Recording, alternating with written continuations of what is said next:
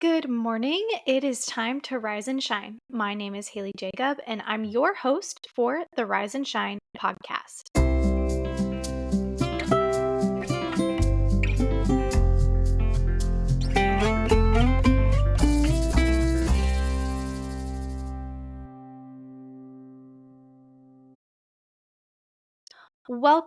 Welcome back to the podcast. Thank you so much for listening today and happy Labor Day. I hope that you're having a wonderful holiday. If you have the day off, I hope you're taking time to relax from your labor. That's what Labor Day is acknowledging all the hard work, that we put in.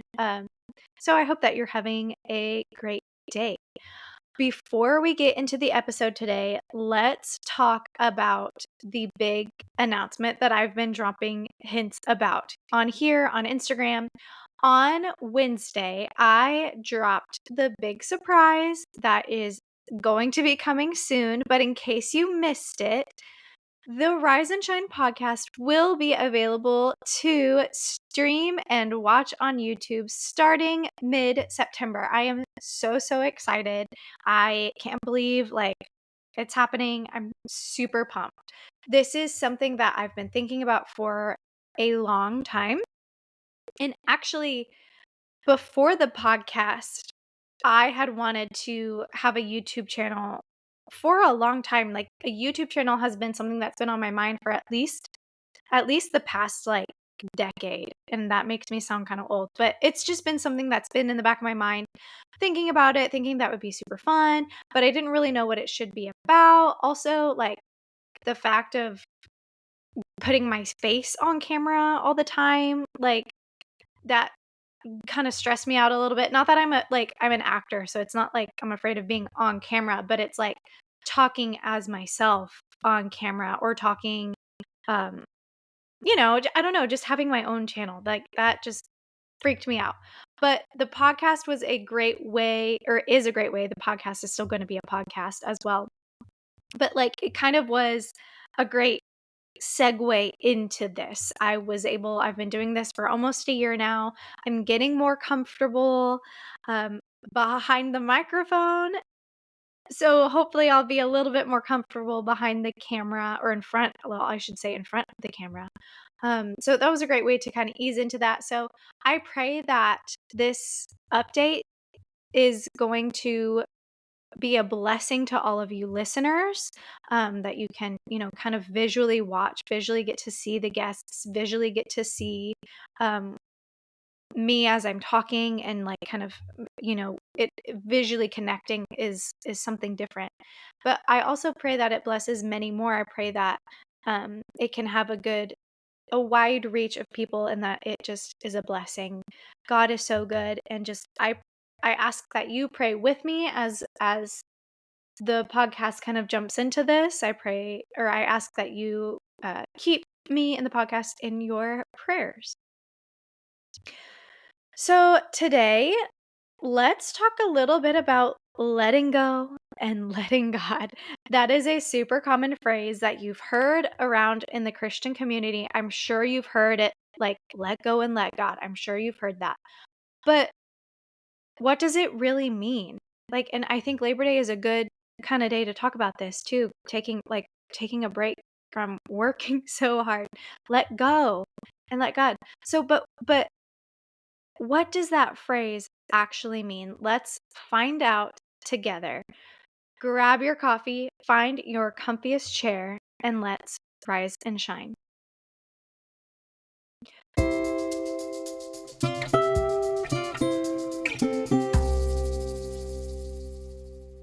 So I want to start this out with just a couple of scriptures to help you help you realize that we can God wants to take our burdens away from us. He doesn't want us to be burdened with the things of this life. And that doesn't mean that he's going to give us a perfect life. It doesn't mean that because the world it's not him that's not giving it to us. We live in a sinful, imperfect world. So life isn't going to be perfect, but he doesn't want you to carry burdens that you don't have to carry. He wants to take those from you. That's why Jesus died on the cross to take that from us so that he can carry it, because he can carry it so much easier than we can. So here's just a couple scriptures. The first one is Matthew chapter 11, verses 28 through 30. Come to me, all who labor and are heavy laden, and I will give you rest. Take my yoke upon you and learn from me, for I am gentle and lowly in heart, and you will find rest for your souls, for my yoke is easy and my burden is light. Psalm 55, verse 22. Cast your burden on the Lord, and he will sustain you. He will never permit the righteous to be moved. So those are just some verses to keep in mind as we're just chatting today, talking about how to let go of some things in your life and let God take care of them. Let me tell you how I came to be thinking about this topic in the first place. So something you may or may not know about me. I know some of you know this about me. I love watching TV. I just, whether it's a TV show or it's a movie, I just have some really great memories with my family and friends that involves us watching television together. And personally too, I love stories. That's why I love reading. I love watching people, like, I just love stories. I love watching people's stories. So I love movies, I love shows, I love books, I love music that tells a story. I just love stories. And so I grew up watching lots of shows with my family, and it was just such a great time together when we would all be able to, this is kind of before streaming, we would all be interested in these shows. And so we would wait a whole week for each episode to come out, and then you finally get to sit together and enjoy the episode all together. It's just, movies and TV kind of have a special place in my heart. But the thing is, especially today, but always, most movies don't share exactly my Christian values and my faith.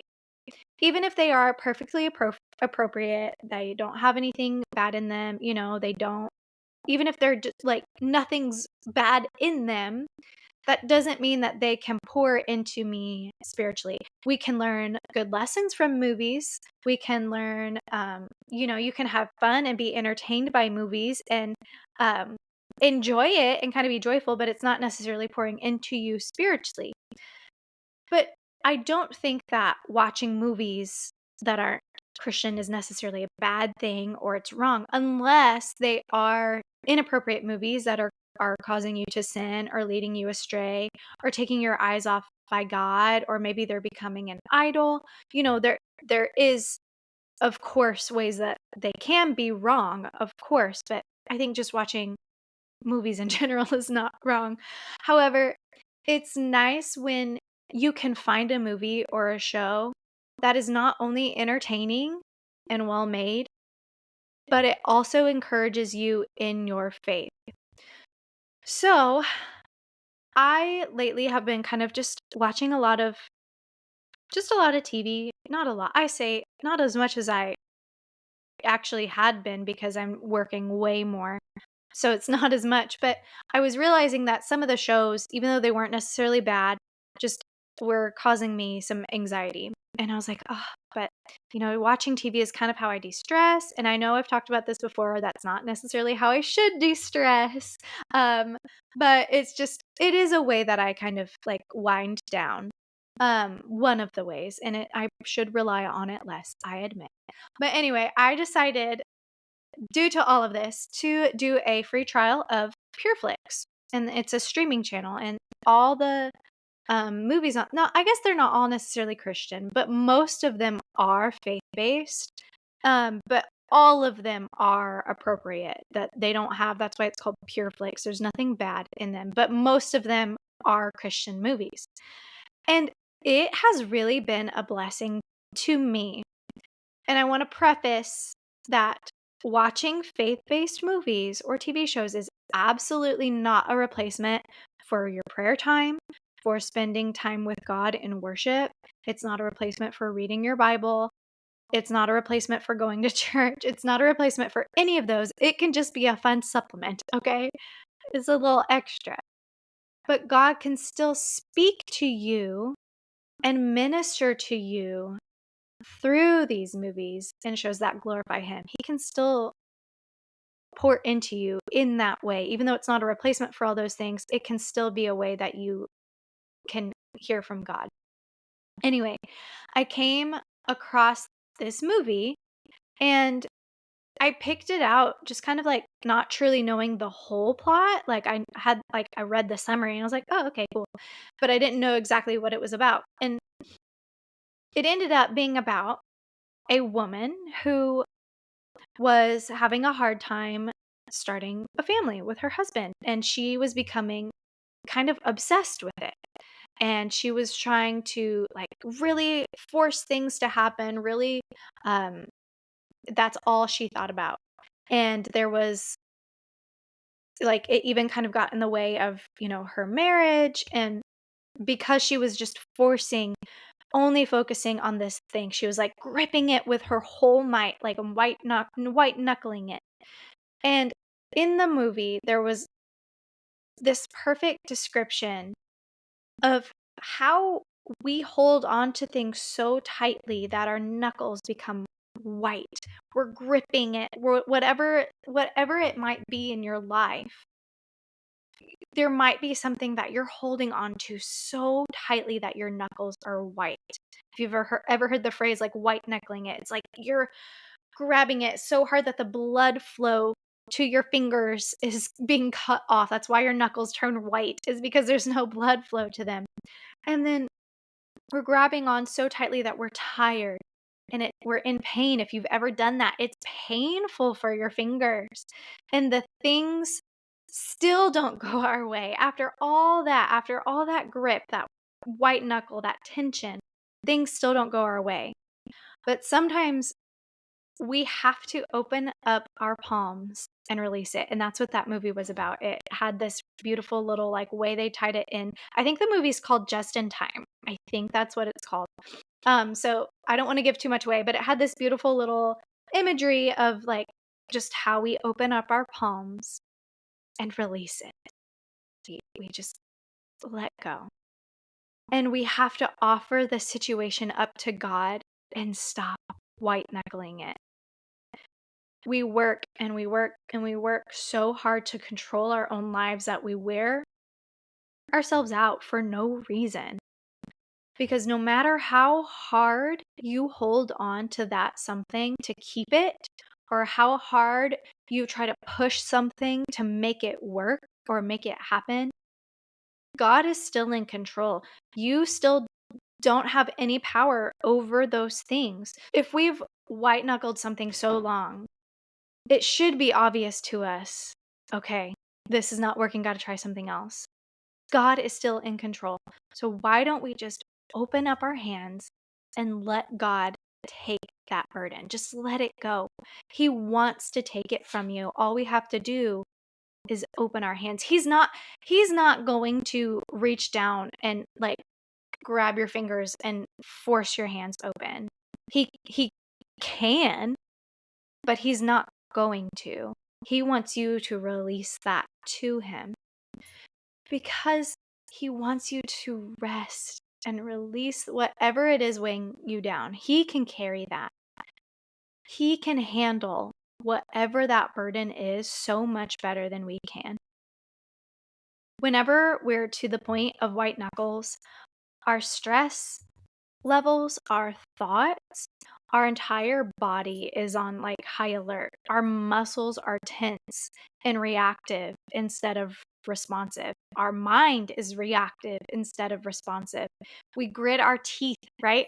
I don't know if you guys like any of you grind your teeth when you sleep, but I don't grind my teeth, but I clench my teeth. So I don't like necessarily move my jaw, but I hold it. I tighten even during the day. And so like I don't know about y'all if you've ever experienced that, but that creates a lot of tension. It creates headaches. My whole neck and shoulders are tight. My mouth is tight because I'm gritting my teeth. Our And when we're white knuckling something, our minds become laser focused on just that one thing. It's like we've got blinders on. Our relationships can be hindered.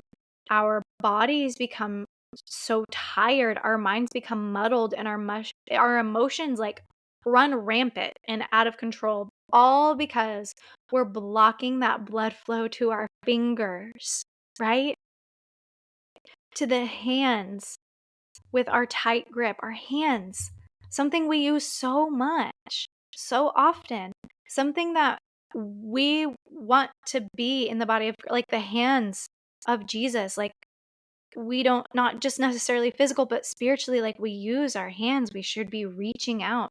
We should be like helping. We should be, we don't want to block the blood flow to our hands. And the longer we can't fix that thing, the harder we grip and the more frustrated we get, the more that thing slips away. So when I was a kid, I used to love to play. I liked video games. I still like video games. I don't play them really anymore, but they're still fun, certain ones. But I used to love to play Donkey Kong on my little Game Boy Color. I'm showing my age a little bit, but it was this little lime green Game Boy Color, and I loved to play Donkey Kong. And there was this one level, and it was the level with the mine carts. All of you like video game people, Nintendo people, you know what I'm talking about. It's the level with the mine carts. And it was my favorite level, but it was kind of difficult to get past.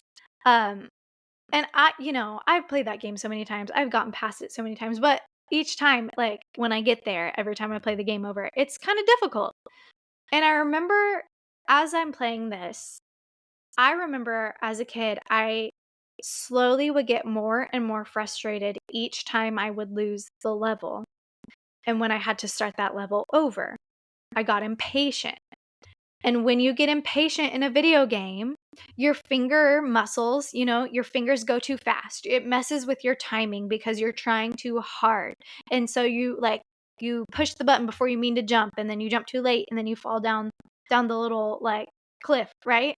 And the more I tried to get past this level, the harder I tried, the less progress I would make on the level itself. So that means like maybe the first time I didn't make it, but I made it to almost the end of the level. Well, by the time I'm like played it several times, I'm like falling off the cliff like 3 seconds into the game because I like my timing's off, right? Does that make sense? I would end up like just completely falling in places that were super easy.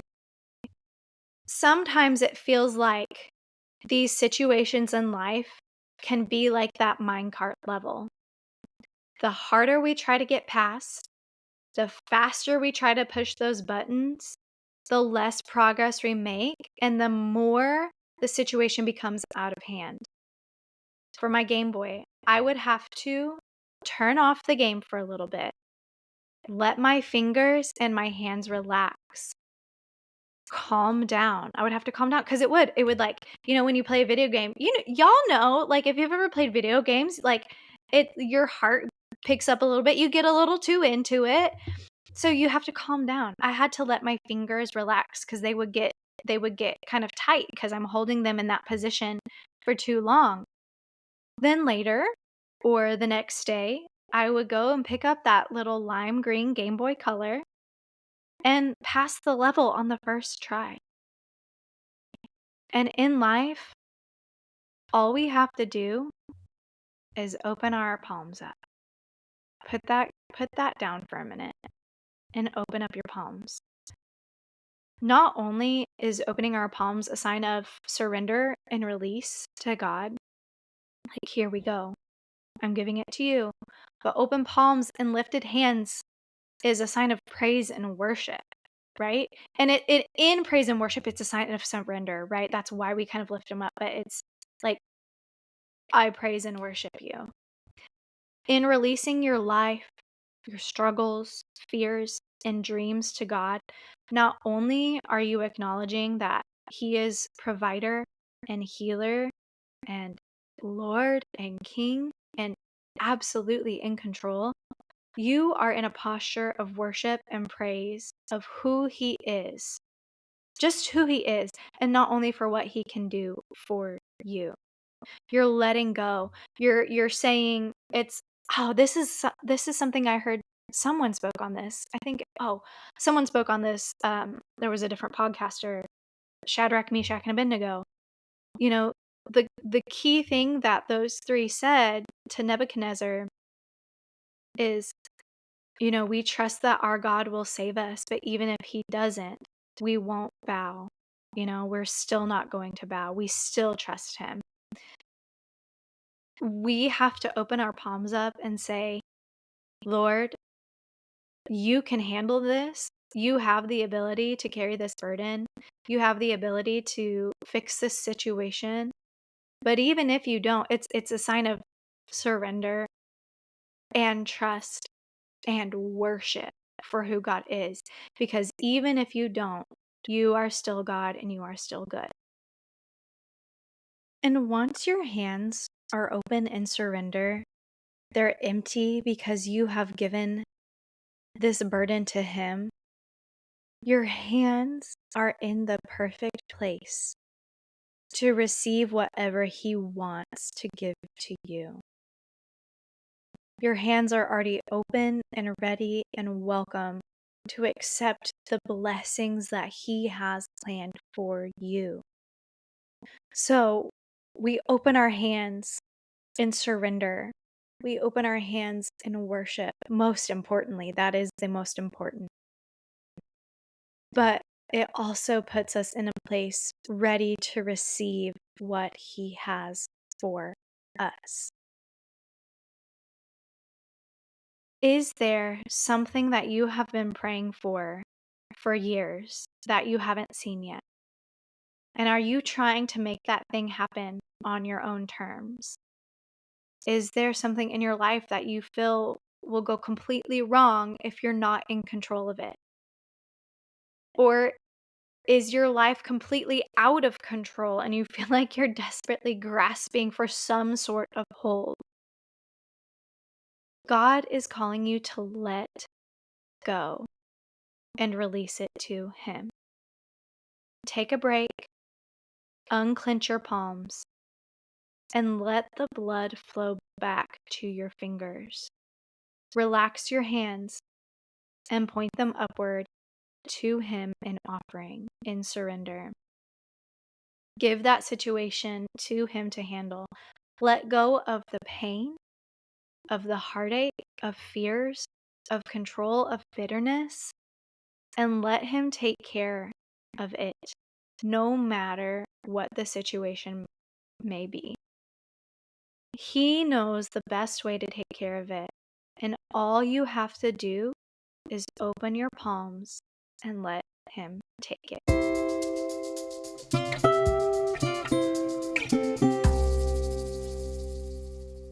Thank you so much for listening. And if you enjoyed this episode, please share it with your friends and leave a review, and follow the pod on Instagram at the Rise and Shine Podcast with "and" spelled out. If you have any questions or topics you'd like me to discuss, you can send me an email at haley.riseandshine@gmail.com. That's HAYLEE, and the word "and" is spelled out. Now go out there and shine.